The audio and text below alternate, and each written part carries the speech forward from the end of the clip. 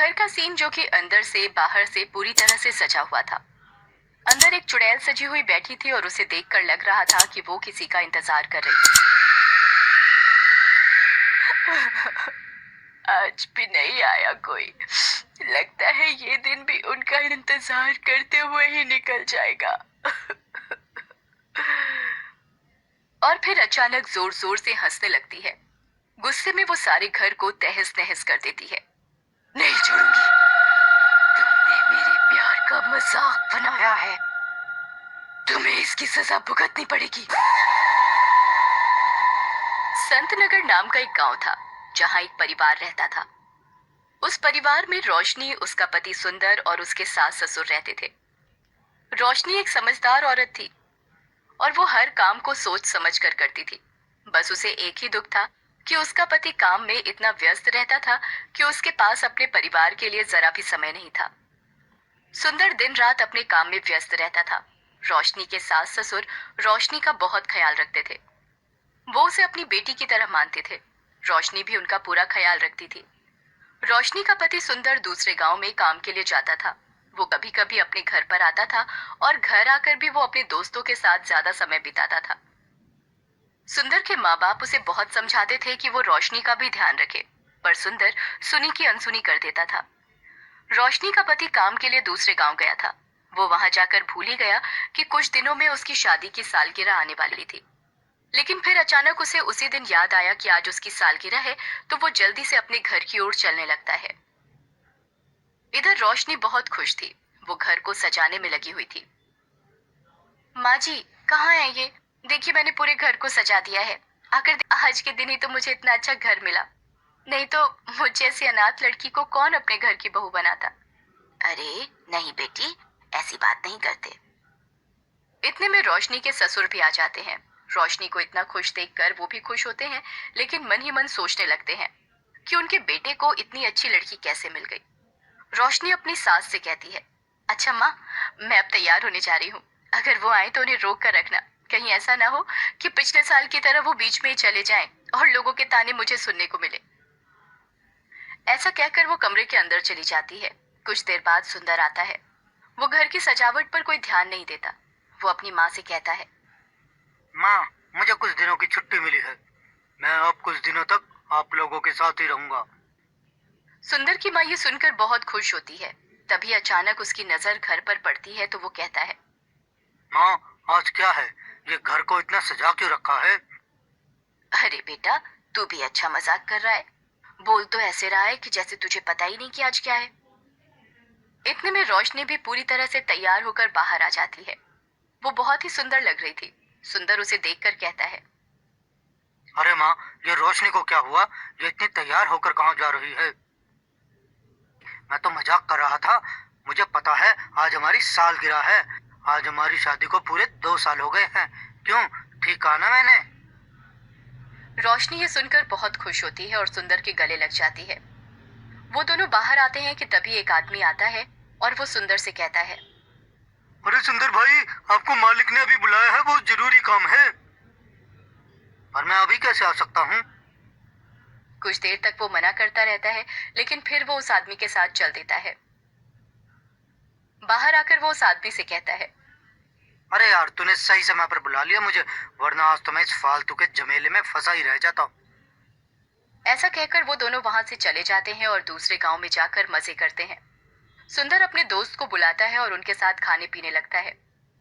उसका एक दोस्त कहता है, यार तू कैसा पति है? आज के दिन भी तू अपनी पत्नी को छोड़कर हमारे साथ बैठा है यहाँ पर। हाँ यार, क्या करूँ, वो मुझे बिल्कुल भी पसंद नहीं है।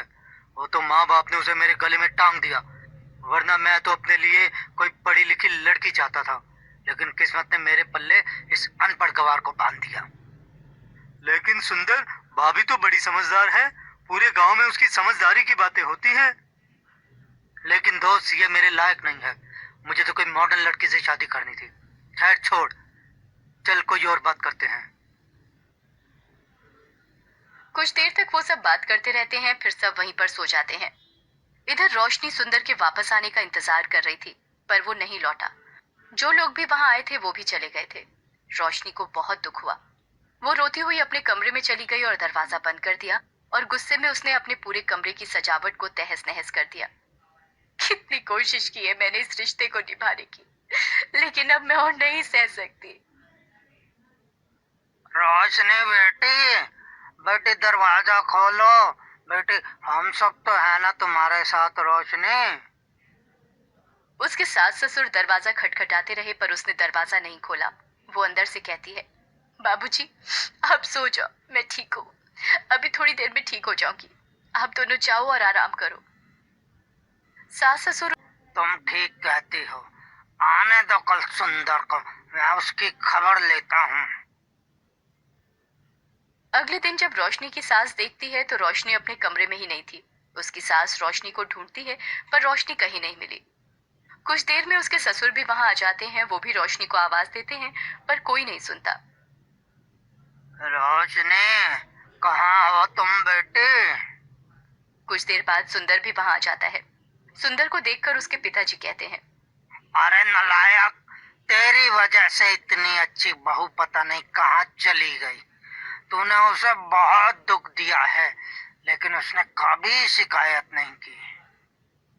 सुंदर चुपचाप अपने पिताजी की बात सुन रहा था। फिर उसकी माँ कहती है, जा ढूंढ कर ला उसे। जब जा रहा होता है तो उसको जमुना काकी मिलती है।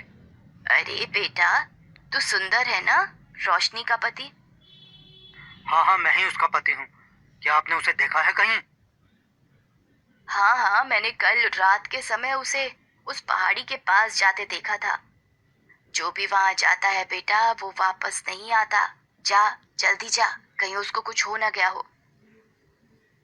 सुंदर भागता हुआ पहाड़ी के पास जाता है पर वहां कोई नहीं होता। वो पहाड़ी के नीचे भी देखता है पर उसे कुछ नहीं दिखता। तभी अचानक उसकी नजर जमीन पर पड़ी कुछ चीजों पर पड़ती है जो कि रोशनी की थी। वो समझ जाता है कि रोशनी ने यहाँ से कूदकर अपनी जान दे दी है। हे भगवान, रोशनी ने तो यहाँ से कूदकर अपनी जान दे दी। अब मैं क्या करूँ? कुछ देर सुंदर वहीं पर बैठ जाता है और सोचने लगता है कि अब क्या करे। अरे, एक तरह से देखा जाए तो अच्छा ही हुआ, और मैं इस गवार के साथ जिंदगी भर पिसने से भी बच गया। अब यहाँ से जाता हूँ और माँ पिताजी को भी बता देता हूँ। सुंदर वहां से वापस आ जाता है। घर आकर वो माँ बाप को रोशनी के बारे में सब कुछ बता देता है। सब जानकर उसके माँ बाप को बहुत धक्का लगता है। हे भगवान, ये क्या हुआ?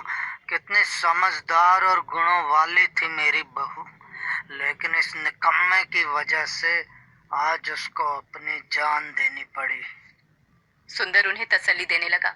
कुछ दिनों बाद गांव के लोग आपस में बातें करने लगे कि रामू, तुम्हें पता है, सुंदर की पत्नी ने उस पहाड़ी से कूदकर अपनी जान दी है। ये तुम क्या बोल रहे हो हरिया? वो भला अपनी जान क्यों देगी वहां से कूदकर? भाई, ज्यादा तो मुझे नहीं पता, लेकिन मेरी घरवाली बता रही थी कि सुंदर उसको बहुत परेशान करता था। हरिया, अगर ये सच है तो फिर सुंदर की खैर नहीं अब, क्योंकि जो भी वहां से कूदकर अपनी जान देता है उसकी आत्मा को कभी शांति नहीं मिलती, और उसकी आत्मा भटकती रहती है और अपना बदला लेकर ही शांत होती है। ये बात सुंदर के माता पिता को पता चलती है तो ये सुनकर वो थोड़ा डर जाते हैं। उन्हें लगता है कि कहीं रोशनी की आत्मा अपना बदला लेने के लिए उनके बेटे को ही कोई नुकसान ना पहुंचा दे। इसीलिए वो अपने बेटे को उस गांव से दूर जाने के लिए कहते हैं। बेटा सुंदर, तेरा भी यहाँ पर रहना ठीक नहीं है। तू यहाँ से हमेशा के लिए चला जा और अपने हिसाब से अपनी जिंदगी जी ले। हाँ बेटा, चाहे तूने जो भी अपराध किया है, लेकिन एक माता पिता हमेशा अपनी औलाद का भला ही चाहते हैं। तू चला जा यहाँ से। अगर रोशनी की आत्मा यहाँ पर आएगी तो हम उसे कहेंगे कि वो हमारी जान ले ले। ठीक है पिताजी, मैं कल सुबह ही यहाँ से चला जाऊंगा।